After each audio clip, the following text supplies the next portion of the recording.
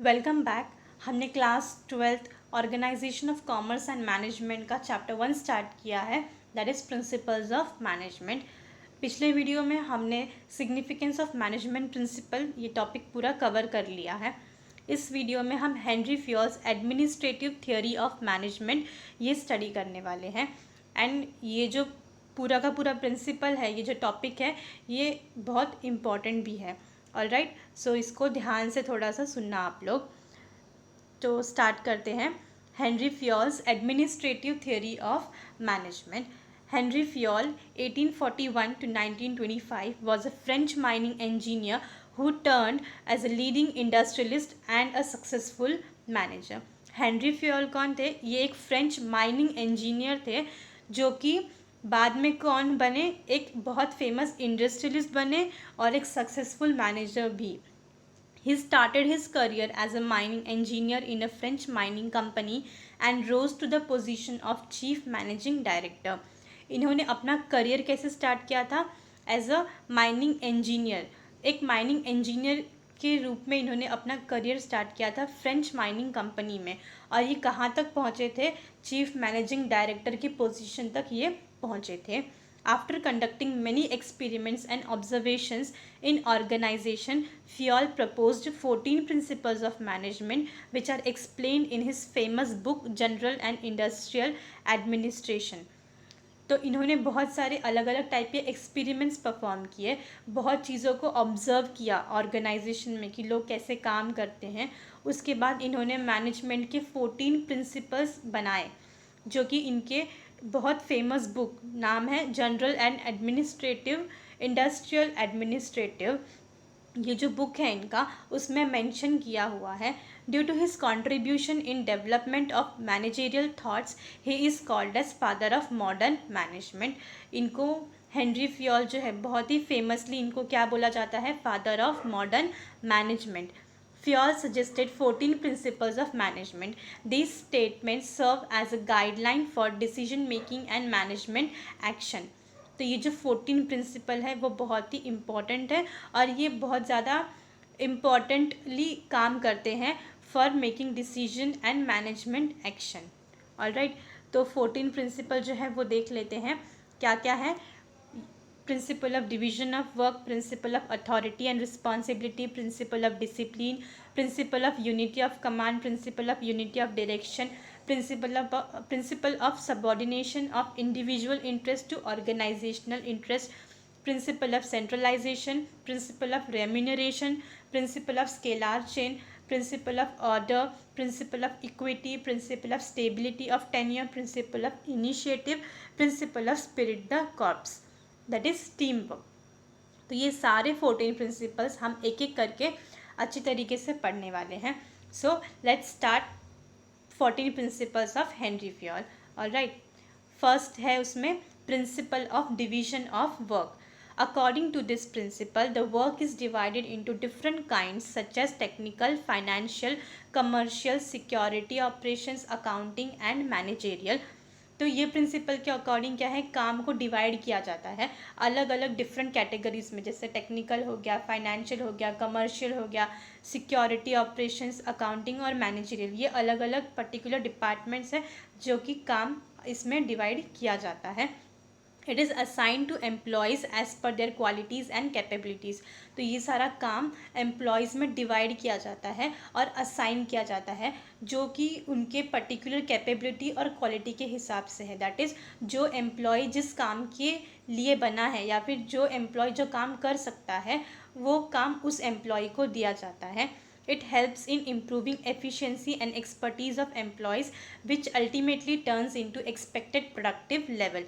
So that क्या होता है, अगर कोई एम्प्लॉय कोई एक पर्टिकुलर काम कर सकता है, फॉर एग्जांपल कोई एम्प्लॉय प्रोडक्शन में अच्छा है, कोई एम्प्लॉय सिक्योरिटी में अच्छा है, कोई अकाउंट्स में अच्छा है, तो जो एम्प्लॉय अकाउंट्स में अच्छा है उसको अकाउंट्स डिपार्टमेंट में डालेंगे, जो प्रोडक्शन में अच्छा है उसको प्रोडक्शन में डालेंगे, जो मार्केटिंग में अच्छा है उसको मार्केटिंग में डालेंगे। इससे क्या होगा? उनका खुद का एफिशिएंसी भी इंक्रीज़ होगा और एक्सपर्टीज़, वो उस पर्टिकुलर फील्ड में एक्सपर्ट बनेंगे जिसके वजह से उनका प्रोडक्टिव लेवल जो है, प्रोडक्टिविटी लेवल दैट इज़ काम करने का पूरा उनका जो लेवल है वो और अच्छे से इंक्रीज़ होगा।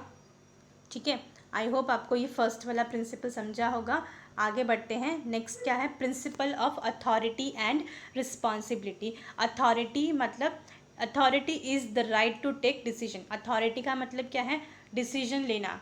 और कंपनी या ऑर्गेनाइजेशन में सबके पास डिसीजन लेने का राइट नहीं होता, बॉस के पास ही होता है। तो अथॉरिटी का मतलब right to take decision which is in the hand of boss. It is necessary to get the things done appropriately from subordinate. तो जो बॉस है उनका उसको बहुत ज़रूरी है कि वो अपने सबॉर्डिनेट्स, अपने जूनियर्स से काम किस तरीके से करवा के लेता है। और authority always comes with the responsibilities. और अथॉरिटी जो है वो अकेली नहीं आती, मतलब सिर्फ हमको डिसीजन लेने का पावर है ऐसा नहीं है, हमारे ऊपर रिस्पॉन्सिबिलिटी भी होती है। If the manager is given the authority to complete a task with the given time, he should be held responsible if he does not complete the work given in time। तो manager को अगर कोई particular एक authority दी हुई है, उसको decision लेने का अथॉरिटी है, उसको काम दिया है कि एक पर्टिकुलर मंथ में आपको इतना काम करके देना है, मतलब उसके पास अथॉरिटी है टू टेक द डिसीजन। तो अगर काम कंप्लीट नहीं हुआ उस एक महीने में, तो काम नहीं कंप्लीट होने की रिस्पॉन्सिबिलिटी भी मैनेजर को ही लेनी पड़ेगी। ठीक है। Manager should have proper authority to take managerial decision on his own in respect to the goals. Manager जो है उसके पास पूरी की पूरी अथॉरिटी होती है डिसीजन लेने की और अपना जो गोल है वहाँ तक पहुँचने की। आई होप सेकेंड पॉइंट समझा हो आपको, अथॉरिटी एंड रिस्पॉन्सिबिलिटी। अथॉरिटी का मतलब है पावर टू टेक डिसीजन, और अथॉरिटी के साथ में रिस्पॉन्सिबिलिटी भी आती है। ठीक है। नेक्स्ट पॉइंट क्या है, principles of discipline. According to Fayol, discipline is the most essential thing in the organisation. किसी भी ऑर्गेनाइजेशन में डिसिप्लिन होना बहुत ज़रूरी है। Employees must obey and respect the rules that govern the organisation. Discipline helps to achieve goals in the organisation. जो employees हैं उनको ऑर्गेनाइजेशन के रूल्स को ओबे करना, उसको रिस्पेक्ट करना बहुत ज़रूरी है। और डिसिप्लिन जो है, अगर किसी भी एम्प्लॉय में डिसिप्लिन नहीं होगी तो वो काम नहीं करेगा अच्छी तरीके से। तो डिसिप्लिन होना बहुत ज़रूरी है। और डिसिप्लिन जो है वो हेल्प करता है ऑर्गेनाइजेशन के गोल को जल्दी अचीव करने में। Good discipline is the result of effective leadership. There must be a clear understanding between the management and workers regarding the organization rule. Basic discipline should be observed at all levels of management. तो management और जो workers हैं उन दोनों के बीच में understanding होनी चाहिए। रूल्स जो हैं वो प्रॉपरली समझ में आना चाहिए दोनों को। सिर्फ एम्प्लॉयज़ के लिए रूल्स नहीं होते, जो मैनेजमेंट में बैठे हैं बॉस, उनके लिए भी रूल्स होने चाहिए। और वो रूल्स दोनों लेवल्स में अच्छी तरीके से समझ में आना चाहिए, क्योंकि ये रूल्स हैं जिसकी वजह से ऑर्गेनाइजेशन चलता है। और यही बेसिक रूल है जो मैनेजमेंट के हर एक लेवल पे हमको दिखाई देता है। ऑलराइट। नेक्स्ट क्या है, principle of unity of command. Each member of organisation should receive order from only one superior. Unity of command का मतलब यहाँ पे क्या है, जितने भी मेंबर्स हैं ऑर्गेनाइजेशन में उनको ऑर्डर्स मिलते हैं अपने बॉस की तरफ से।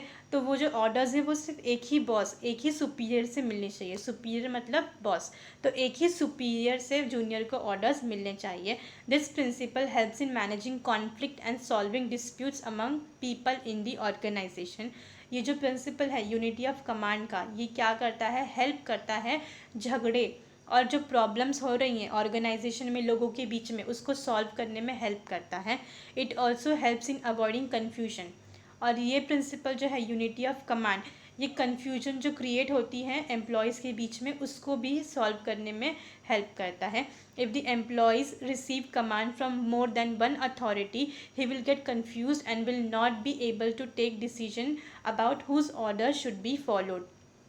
अगर सपोज़ किसी एम्प्लॉय को दो अलग अलग बॉसेस से ऑर्डर्स आ गए, तो वो कंफ्यूज हो जाएगा कि उसको पहले कौन से बॉस का ऑर्डर फॉलो करना है, तो जिसके वजह से वो काम नहीं कर पाएगा। यूनिटी ऑफ कमांड का मतलब क्या है, एक ही बॉस ऑर्डर देगा एक एम्प्लॉय को, दो अलग अलग बॉस एक एम्प्लॉय को ऑर्डर नहीं दे सकते। Alright. This is wrong approach. तो ये जो है, दो बॉस एक एम्प्लॉय को ऑर्डर देंगे जिसके वजह से वो पर्टिकुलर एम्प्लॉय कंफ्यूज हो जाएगा, तो जो ये अप्रोच है वो गलत है। For this organisational hierarchy should be well defined. इसकी वजह से, इसीलिए कन्फ्यूजन क्रिएट ना हो तो ऑर्गेनाइजेशनल हायरार्की जो है वो बहुत अच्छी तरीके से बनी होनी चाहिए। लेवल्स जो हैं वो प्रॉपर बने होने चाहिए कि कौन से एम्प्लॉयज़ कौन से बॉस के अंडर काम करेंगे और किसका इंस्ट्रक्शन और ऑर्डर्स फॉलो करेंगे। Each employee should know his immediate superior and should receive orders from him only. हर एक एम्प्लॉय को पता होना चाहिए कि उसका बॉस कौन है और उसको किसको जाके रिपोर्ट करना है, और उससे ही वो ऑर्डर्स जो हैं वो लेगा और उनका ही ऑर्डर फॉलो करेगा। ऑलराइट, यहाँ पे आपको एक छोटा सा डायग्राम दिया हुआ है, राइट अप्रोच और रॉन्ग अप्रोच। जो रेड मार्क है वो सुपीरियर है, दैट इज़ बॉस, और जो ग्रीन है वो सबऑर्डिनेटेड है, मतलब एम्प्लॉयज़, जूनियर्स।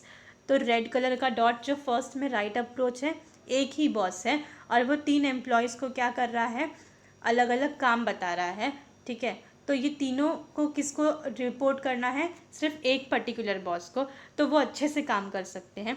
सेकंड वाले में क्या दिया है, 2 बॉस हैं और 3 एम्प्लॉयज़ हैं, तो ये दोनों बॉस जो है वो अलग अलग एम्प्लॉयज़ को एक ही टाइम पे इंस्ट्रक्शंस दे रहे हैं, तो तीनों के तीनों जो है वो कंफ्यूज हो रहे हैं कि पहले किसको जाके हम रिपोर्ट करें, तो ये गलत अप्रोच है। ऑलराइट, तो आई होप आपको यूनिटी ऑफ कमांड समझ में आया होगा कि एक बॉस एक एम्प्लॉय को ऑर्डर देगा, 2 बॉस एक ही एम्प्लॉय को ऑर्डर नहीं दे सकता, जिसके वजह से कन्फ्यूजन क्रिएट होती है और वो गलत अप्रोच है। सो आई होप आपको ये पॉइंट समझ में आया होगा, यूनिटी ऑफ कमांड। नेक्स्ट क्या है, principles of unity of direction.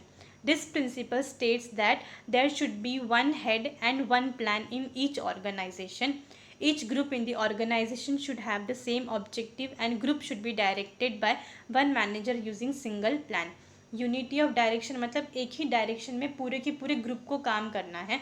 तो क्या है, एक हेड होता है और एक ही प्लान होता है। एक ग्रुप है, एक ग्रुप के अंदर एक लीडर होगा और वो पूरा का पूरा ग्रुप उस लीडर को फॉलो करेगा और वो गोल अचीव करेगा, अपने एम के तरफ, अपने गोल की तरफ फोकस करेगा। इसको बोलते हैं यूनिटी ऑफ डायरेक्शन। मतलब पूरा का पूरा 10 जन का सपोज एक ग्रुप है, तो उसमें एक लीडर होगा, वो लीडर जो है वो प्लान बनाएगा और सारे जो 10 लोग हैं वो मिलके काम करेंगे अपने गोल को अचीव करने के लिए। आई होप आपको ये पॉइंट समझ में आया हो। नेक्स्ट क्या है, principle of subordination of individual interest to organisational interest. इसका मतलब क्या है, according to this principle the interest of an individual must be given less importance than the interest of the organisation. इसका मतलब एक अकेले इंडिविजुअल का जो फ़ायदा है उसके ऊपर हमको कम ध्यान देना है, लेकिन पूरे के पूरे ऑर्गेनाइजेशन का अगर फ़ायदा है तो उस पर हमको ज़्यादा ध्यान देना है। ऑलराइट, इंडिविजुअल इंटरेस्ट, इंडिविजुअल अगर एम्प्लॉय का फ़ायदा हो रहा है और पूरे के पूरे ऑर्गेनाइजेशन का नुकसान हो रहा है, तो एक अकेले इंडिविजुअल का फ़ायदा हमको नहीं देखना है, पूरे के पूरे ऑर्गेनाइजेशन, पूरे के पूरे कंपनी का हमको फ़ायदा देखना है। While taking decision in the organization, the manager should always consider the interest of the whole group rather than the interest of a single employee. तो जब हम ऑर्गेनाइजेशन में काम करते हैं, कंपनी में काम करते हैं, तो हमको देखना है कि हम जो भी डिसीजन ले वो सबके लिए इक्वल हो, सबके लिए प्रॉपर और अप्रोप्रिएट हो, सबके फ़ायदे का हो, किसी एक एम्प्लॉय के फ़ायदे का हो और 10 लोगों के नुकसान का हो, ऐसा हमको डिसीजन नहीं लेना है। Similarly, the employee should protect the interest of the organization first and his personal interest should be subordinated. वैसे ही एम्प्लॉयज़ को भी ये ध्यान में रखना है कि सबसे पहले हमारा ऑर्गेनाइजेशन का जो है उसका इंटरेस्ट ऊपर हो, उसका फ़ायदा पहले हो, बाद में वो अपना पर्सनल फ़ायदा देखें। For example, in every game, the player always thinking about winning the match as a team rather than the individual record. वैसे हर एक गेम में क्या होता है, प्लेयर जो है वो फोकस करता है कि उसको मैच जीतना है, मतलब वो टीम वर्क होता है, राइट। अकेले उसको खुद का स्कोर नहीं बनाना है, क्योंकि अगर वो खुद का स्कोर बनाएगा और मैच हार गया तो कोई मतलब नहीं है। तो principle of subordination of individual interest to organisation interest का मतलब है इंडिविजुअल, सिर्फ एक एम्प्लॉय का फ़ायदा नहीं देखना है हमको, पूरे के पूरे ऑर्गेनाइजेशन का फ़ायदा देखना है। ऑलराइट, तो आगे बढ़ते हैं प्रिंसिपल ऑफ सेंट्रलाइजेशन। तो प्रिंसिपल ऑफ सेंट्रलाइजेशन क्या है? Centralisation refers to the concentration of powers and authority. Centralisation का मतलब क्या है? पावर्स और अथॉरिटी का कॉन्सेंट्रेशन, मतलब पावर और अथॉरिटी, डिसीजन लेने का पूरा राइट खाली एक ही पर्टिकुलर बॉस के हाथ में होगा। In some organisations this power is vested in one hand और इन फ्यू हैंड्स। कुछ ऐसे ऑर्गेनाइजेशंस होते हैं जहाँ पे पावर और अथॉरिटी किसी एक बॉस के हाथ में होती है, या फिर 2 से 3 लोगों के पास ही वो पावर्स और अथॉरिटी होती है कि वो कोई भी डिसीजन ले सकें। This situation occurs in small organisation, और मोस्टली ऐसा सिचुएशन सिर्फ छोटे ऑर्गेनाइजेशन में ही होता है जहाँ पे कोई एक बॉस पूरे के पूरे कंपनी के लिए डिसीजन लेता है। But if the size of the organization is large, then there is decentralization of powers और authority। लेकिन अगर कंपनी बड़ी है, ऑर्गेनाइजेशन बड़ा है, तो पावर्स और अथॉरिटी जो है वो डिसेंट्रलाइज की जाती है। डिसेंट्रलाइज मतलब अलग अलग डिपार्टमेंट में अलग अलग हेड जो होते हैं वो अपने अपने डिपार्टमेंट का डिसीजन ले सकते हैं। According to this principle, there must be a proper balance between centralization and decentralization of the organization। तो इस प्रिंसिपल के अकॉर्डिंग सेंट्रलाइजेशन और डिसेंट्रलाइजेशन के बीच में प्रॉपर बैलेंस होना चाहिए। जहाँ सेंट्रलाइजेशन की ज़रूरत है वहाँ सेंट्रलाइजेशन होना चाहिए, मतलब सारे के सारे डिसीजन कोई एक पर्टिकुलर बॉस लेगा। और जहाँ डिसेंट्रलाइजेशन होना चाहिए, मतलब अलग अलग डिपार्टमेंट के अलग अलग हेड जो हैं वो अपने अपने डिपार्टमेंट के लिए डिसीजन ले सकते हैं, तो वहाँ डिसेंट्रलाइजेशन होना चाहिए। तो दोनों के बीच में, सेंट्रलाइजेशन और डिसेंट्रलाइजेशन के बीच में प्रॉपर बैलेंस होना चाहिए। This is to be done according to the size of the organisation, nature of the activity etcetera.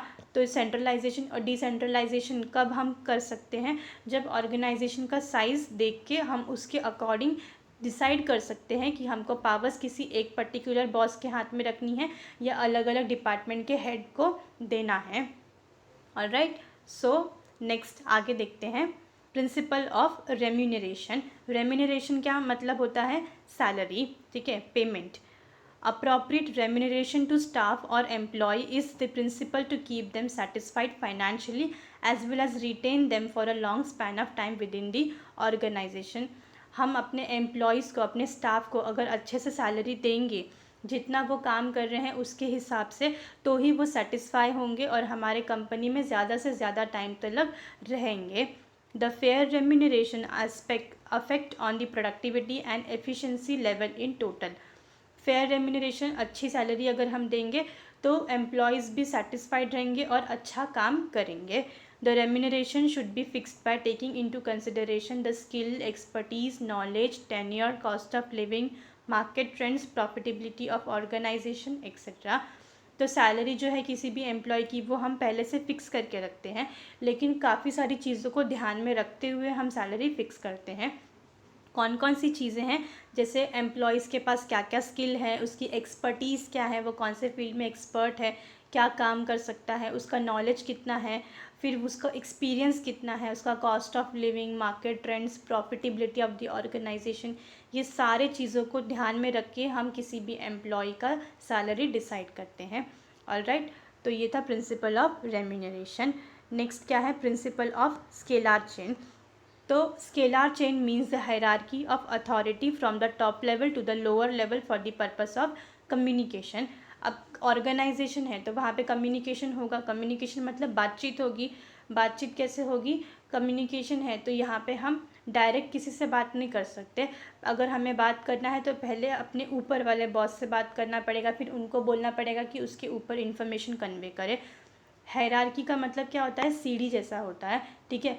Top level से मिडिल लेवल, मिडिल लेवल से लोअर लेवल, और अगर लोअर लेवल के एम्प्लॉयज़ को टॉप लेवल मैनेजमेंट में जाके अपनी बात रखनी है तो पहले उनको मिडिल लेवल पे जाना पड़ेगा, उनको उनकी बात, अपनी बात बतानी पड़ेगी, फिर मिडिल लेवल, टॉप लेवल पे जाके उनकी बात कन्वे करेंगे। आई होप आपको हायरार्की का मतलब क्लियर हुआ हो। This helps to ensure the orderly flow of information and communication. तो अगर ये ऑर्गेनाइजेशन में यही एक वे है इंफॉर्मेशन को फ्लो करने का, एक लेवल से दूसरे लेवल पे पहुंचाने का, दूसरे लेवल से तीसरे लेवल तक इंफॉर्मेशन जो है फ्लो करने का, ठीक है। Traditionally organisation use to frame large scalar chain which is time consuming.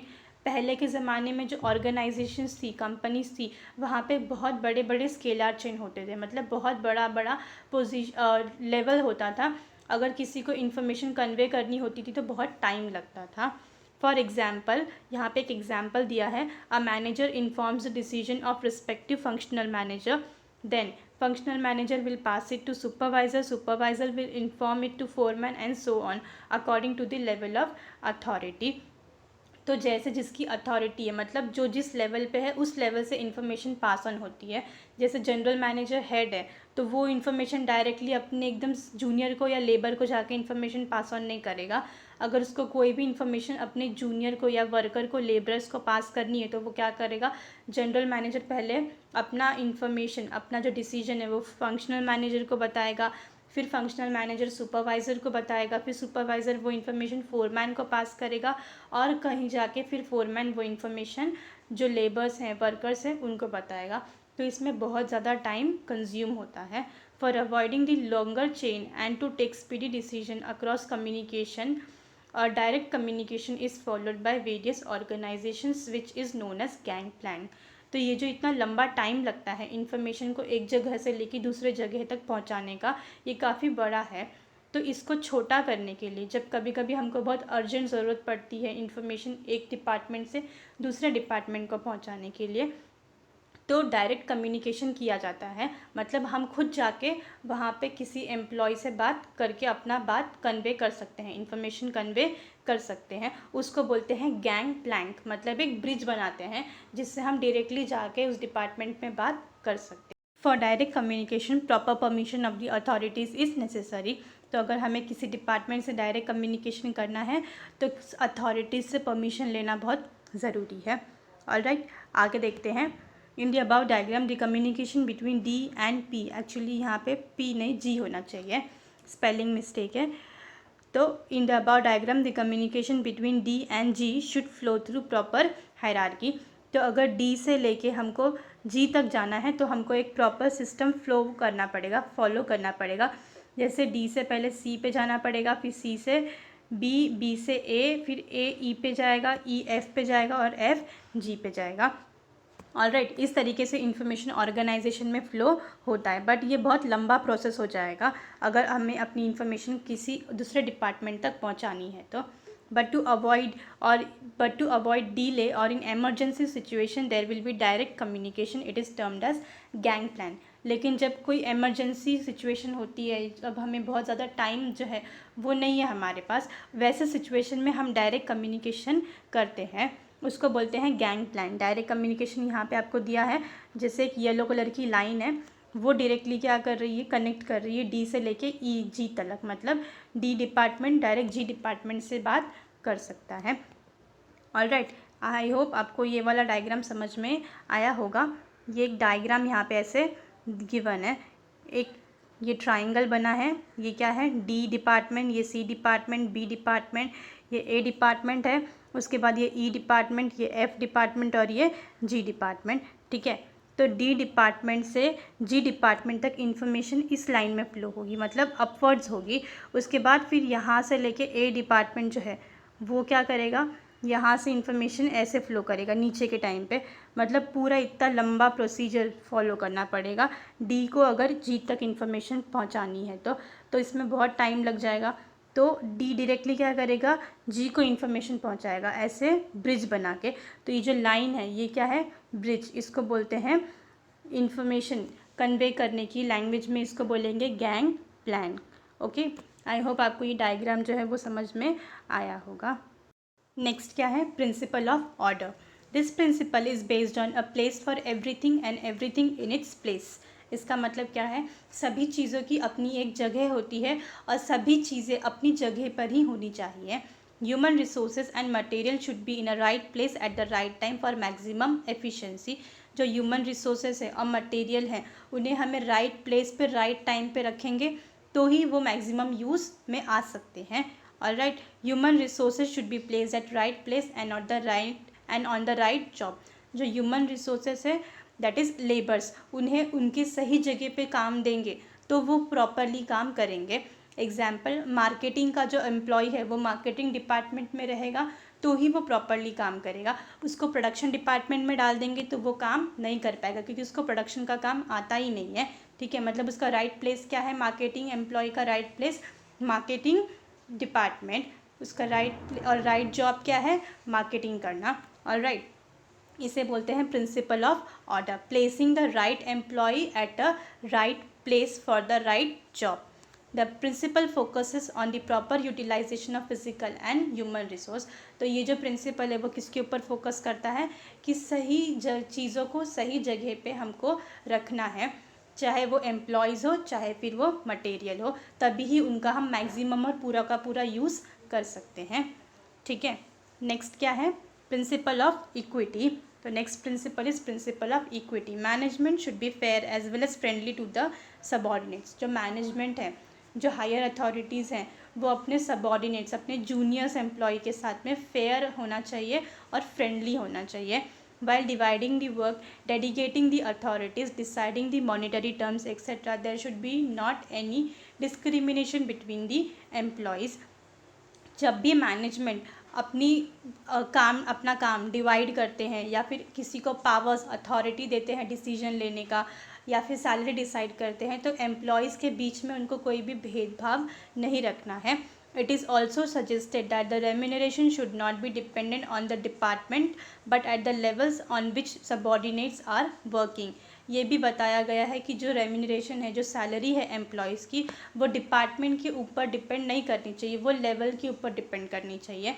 Example, अगर मार्केटिंग डिपार्टमेंट है तो उसकी सैलरी ज़्यादा रखो, प्रोडक्शन डिपार्टमेंट है तो उसकी सैलरी कम रखो, ऐसा नहीं होना चाहिए। अगर मार्केटिंग डिपार्टमेंट है और प्रोडक्शन डिपार्टमेंट, दोनों डिपार्टमेंट में अलग अलग लेवल्स होते हैं, मैनेजर का लेवल, सुपरवाइज़र का लेवल, तो मार्केटिंग डिपार्टमेंट में सुपरवाइज़र का जो सैलरी है वही सैलरी प्रोडक्शन डिपार्टमेंट के सुपरवाइज़र का होना चाहिए, क्योंकि दोनों सेम लेवल पे काम कर रहे हैं। I hope you all are understanding. ठीक है, नेक्स्ट क्या है, the employees working on the same level but in different department should be paid same wages. जो मैंने अभी एक्सप्लेन किया कि जो एम्प्लॉयज़ अलग अलग डिपार्टमेंट में करते हैं लेकिन सेम लेवल पे करते हैं, सेम पोजीशन पे काम कर रहे हैं, उनका जो सैलरी है वो सेम होना चाहिए। This equity will help in avoiding conflicts in the organisation. तो अगर ऐसा इक्विटी रहेगा, ऐसी अगर इक्वल राइट होगी सबकी एम्प्लॉयज़ की, तो वो झगड़ा नहीं करेंगे और काम भी अच्छी तरीके से करेंगे। ऑलराइट, नेक्स्ट पॉइंट क्या है, unit principle of stability of tenure. Tenure का मतलब होता है टाइम। ठीक है, at the time of recruitment of employees the management should ensure them about stability of tenure और जॉब सिक्योरिटी।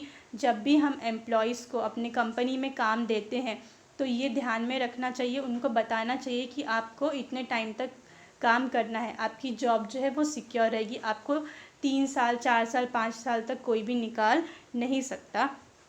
ठीक है, तभी ही वो क्या करेंगे, काम कंपनी में बिना किसी डर के कर सकते हैं। उनको ये डर नहीं होगा कि हमें 1 महीने के बाद या 2 महीने के बाद ये लोग जॉब से निकाल देंगे।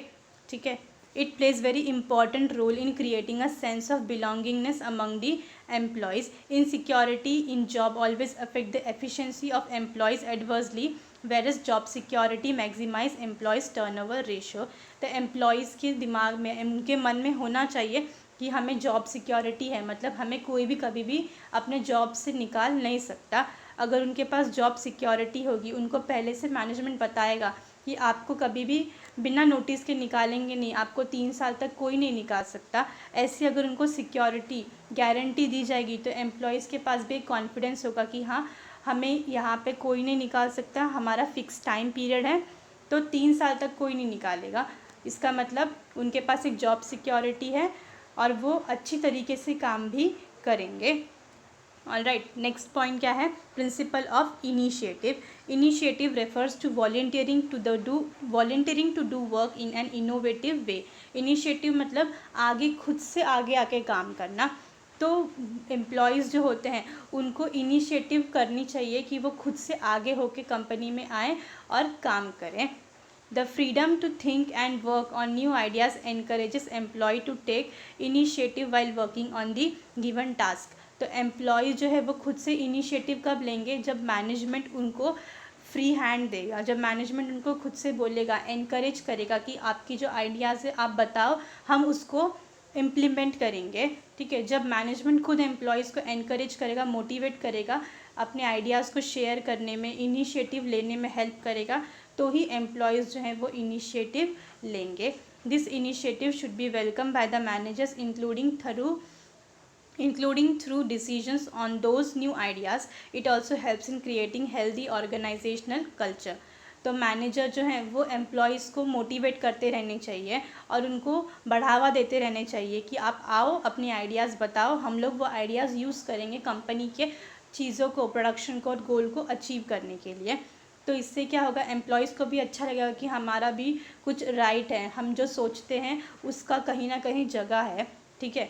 तो इससे एम्प्लॉयज़ और जो मैनेजमेंट है उन दोनों के बीच का जो रिलेशन होगा वो भी हेल्दी होगा, ठीक है। नेक्स्ट पॉइंट क्या है, और ये लास्ट है principle, that is principle of spirit de corps, that is team work. Henry Fayol has given emphasise on team work.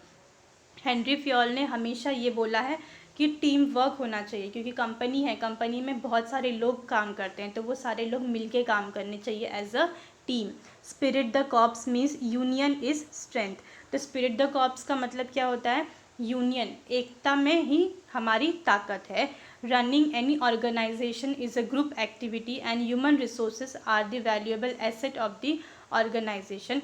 कोई भी ऑर्गेनाइजेशन अगर हमें चलाना है तो वो ग्रुप एक्टिविटी है, अकेले की बस की बात नहीं है, ठीक है। तो इसके लिए जो ह्यूमन रिसोर्सेज है वो बहुत ही ज़्यादा इम्पॉर्टेंट है हमारे ऑर्गेनाइजेशन के लिए।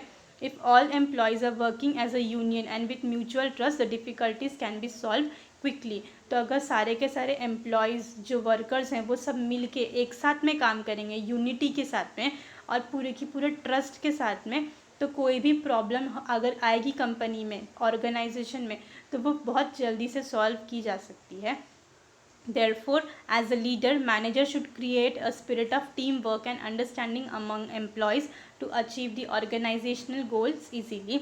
तो मैनेजर जो है उसका ये काम है कि जो एम्प्लॉयज़ हैं उनके मन में टीम स्पिरिट जो है वो क्रिएट करे। अगर एम्प्लॉयज़ के अंदर टीम स्पिरिट आएगी, यूनिटी होगी, तो वो सारे के सारे मिलके काम करेंगे और ऑर्गेनाइजेशन का जो गोल है वो अच्छी तरीके से अचीव हो सकता है। ऑलराइट, तो आई होप आपको पूरा का पूरा ये जो 14 प्रिंसिपल्स ऑफ हेनरी फ्योल है वो समझ में आया होगा। Above 14 principles of Henry Fayol are very useful to manage the organization efficiently and effectively. These are also supportive to functions of management. These principles are very logical and therefore are applicable in modern management era. तो Henry Fayol ने ये 14 principles suggest किए हैं जो किसी भी organisation को चलाने के लिए बहुत ज़्यादा यूज़फुल है और सपोर्ट भी करता है। ये जो प्रिंसिपल है ये बहुत लॉजिकल है और किसी भी तरीके के modern management, modern business organisation में अप्लाई किया जा सकता है, किसी भी प्रॉब्लम को, सिचुएशन को टैकल करने में और सॉल्यूशन को देने में।